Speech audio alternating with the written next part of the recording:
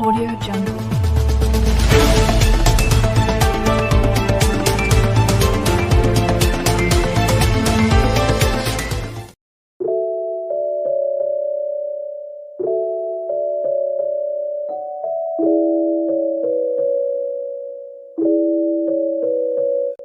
Assalamualaikum warahmatullahi wabarakatuh. Halo teman-teman. Di video ini, kami dari kelompok 3 akan menyampaikan materi tentang sosialisasi. Sebelumnya, teman-teman udah ada yang tahu belum sih apa itu sosialisasi? Kalau belum, simak video ini sampai habis ya. Pertama, kita akan membahas tentang pengertian sosialisasi. Apa itu sosialisasi? Sosialisasi adalah suatu proses yang membantu individu untuk belajar, mengenal, dan menyesuaikan diri terhadap bagaimana cara berpikir lingkungannya agar ia dapat berperan dan berfungsi dalam lingkungan tersebut. Selanjutnya adalah tahapan-tahapan sosialisasi. A. Tahap persiapan (preparatory stage). Tahap persiapan merupakan tahap pemahaman tentang diri sendiri. Pada tahap ini, anak mulai melakukan tindakan meniru meskipun belum sempurna.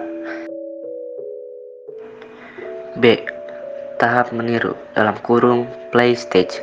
Pada tahap ini, anak dapat meniru perilaku orang dewasa dengan lebih sempurna. Anak sudah menyadari keberadaan dirinya, namun orang-orang terdekatnya serta mampu memahami suatu peran. C. Tahap siap bertindak (game stage). Pada tahap ini, anak mulai memahami perannya dalam keluarga dan masyarakat. Anak mulai menyadari peraturan yang berlaku.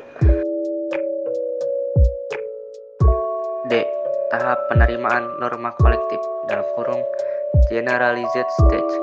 Pada tahap ini, anak sudah mencapai proses pendewasaan dan mengetahui dengan jelas mengenai kehidupan bermasyarakat. Anak mampu memahami peran yang seharusnya dilakukan dalam masyarakat. Fungsi sosialisasi. A. Membentuk pola perilaku individu berdasarkan kaidah nilai dan norma yang berlaku dalam masyarakat. B. Menjaga keteraturan dalam masyarakat. C. Menjaga integrasi masyarakat. Tujuan sosialisasi: mewariskan nilai dan norma kepada generasi penerus, membantu individu untuk beradaptasi dengan lingkungan sekitar, memberikan pengetahuan yang berhubungan dengan nilai dan norma dalam masyarakat, mencegah terjadinya perilaku menyimpang, tercapainya integrasi masyarakat. Bentuk sosialisasi. A. Sosialisasi primer merupakan tahap sosialisasi pertama yang diterima oleh individu dalam lingkungan keluarga.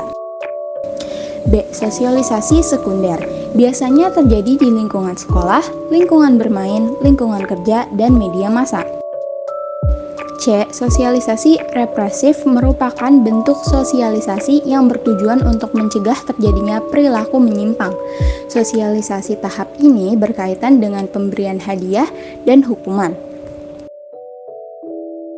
D. Sosialisasi partisipatoris merupakan sosialisasi yang dilakukan dengan mengutamakan peran aktif dari objek sosialisasi dalam proses internalisasi nilai dan norma.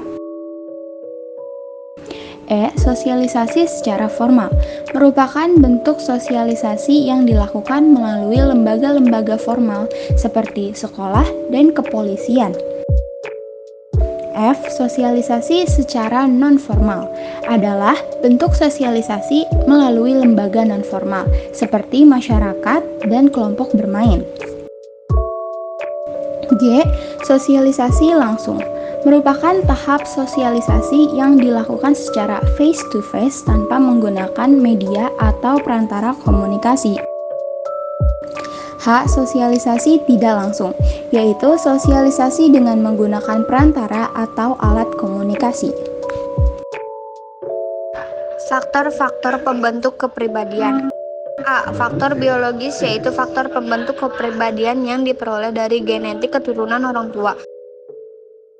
B. Faktor kelompok, yaitu kepribadian yang terbentuk dari pengaruh lingkungan kelompok sosial. C. C. Faktor prenatal, yaitu faktor yang berkaitan dengan pemberian rangsangan atau stimulus ketika anak masih dalam kandungan. D. Faktor geografis, yaitu faktor pembentuk kepribadian yang dipengaruhi oleh lingkungan alam. E. Faktor kebudayaan, yaitu faktor pembentuk kepribadian yang dipengaruhi oleh lingkungan budaya. F. Faktor pengalaman, yaitu faktor pembentuk kepribadian yang berhubungan dengan pengalaman hidup. Terima kasih sudah menyimak sampai akhir. Semoga teman-teman paham dengan materi yang kami sampaikan.